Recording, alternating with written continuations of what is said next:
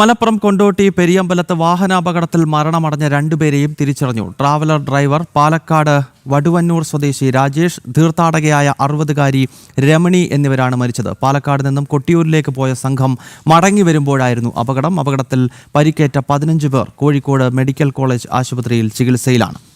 ശിവദാസ് കന്മനമാണ് വിശദാംശങ്ങളുമായി ചേരുന്നത്. ശിവദാസ്, ഈ മരിച്ച രണ്ടുപേരെയും ശിവദാസ് തയ്യാറാക്കിയ റിപ്പോർട്ട് കണ്ടുവരാം.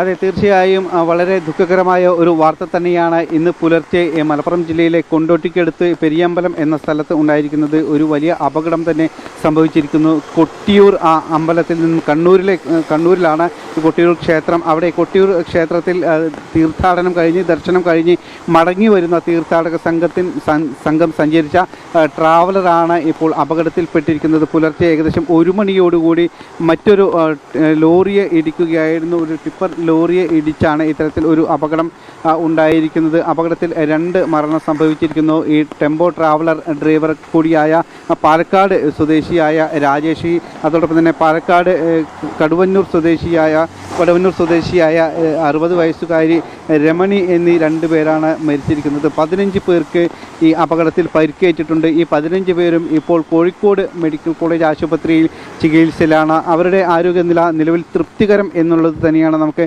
മനസ്സിലാക്കാൻ കഴിയുന്നത്. ചിലർക്ക് ഗുരുതരമായ പരുക്കുകൾ ഏറ്റിട്ടുണ്ട്. പക്ഷേ എങ്കിലും അവരുടെ അപകടനില എല്ലാവരും തരണം ചെയ്തിട്ടുണ്ട് എന്നുള്ളത് തന്നെയാണ് നമുക്ക് കോഴിക്കോട് മെഡിക്കൽ കോളേജിൽ നിന്നും മനസ്സിലാക്കാൻ കഴിയുന്നത്. ഈ വാഹനത്തിൽ ആകെ 27 യാത്രക്കാരാണ് ഉണ്ടായിരുന്നത്. ഈ പുറകിൽ ഇരിക്കുന്ന ആർക്കും തന്നെ കാര്യമായ ഒരു പരിക്കും ഇല്ല. അതോടൊപ്പം തന്നെ മറ്റ് യാത്രക്കാർക്ക് കാര്യമായ പരിക്കുകൾ ഇല്ല എന്നുള്ളതും വലിയ ഒരു ആശ്വാസകരം തന്നെയാണ്. ഈ ലോറിയിൽ ഉണ്ടായിരുന്നത് 3 യാത്രക്കാരാണ്. അതിൽ ഡ്രൈവർക്ക് കാലിന് പരിക്കുണ്ട്, മറ്റുള്ള 2 പേർക്കും പരിക്കില്ല.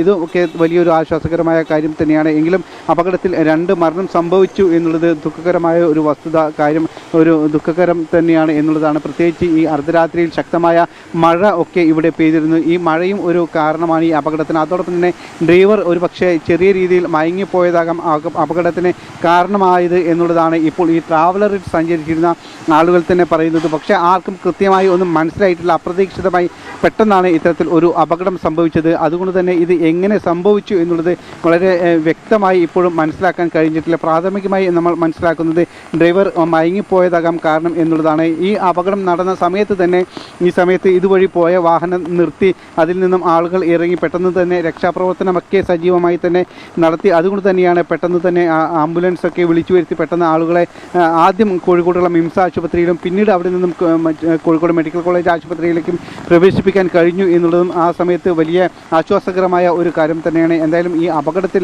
2 പേർ മരിച്ചു എന്നുള്ളത് ദുഃഖകരമായ ഒരു വാർത്ത തന്നെയാണ്. മലപ്പുറത്തു നിന്നുണ്ടായ അപകട സ്ഥലത്ത് നിന്നാണ് ശിവദാസ് കന്മനം ചേർന്നത്.